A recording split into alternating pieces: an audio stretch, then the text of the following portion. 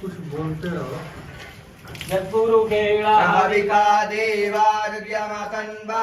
वसन्तोऽस्यासीताज्यं ग्रीष्मः शरद्भिः सप्तास्य सन्पारिधास्त्रिः सप्तविधाः कृताः देवादित्यन्तन्वानावदन् पुरुषं पशुं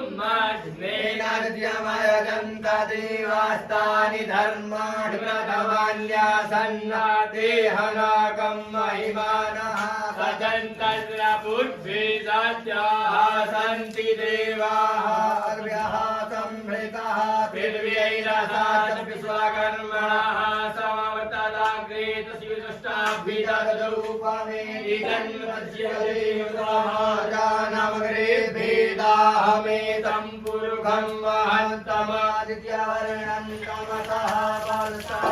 समेत विश्वासिवृत्यो वेति नान्यः पन्था विजते अनाय प्रजापतिचरति गर्भे अन्तर्जायमानो बहुला विजायते योनिं परिपश्यन्ति धीरा तस्मिन् हतस्र्भुवनानि कृतवाचो देवेभ्य आतपतिजो देवानां पुरोहितः पूर्वोजो देवेभ्यो जातो नमो रुचाय ब्रह्मणे रुचं ब्रह्मन् जनयन्तो देवा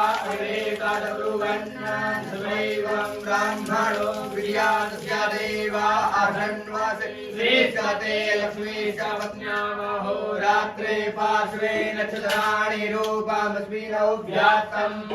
मानिखाणामुं मयिखाण लोकं मयिखाण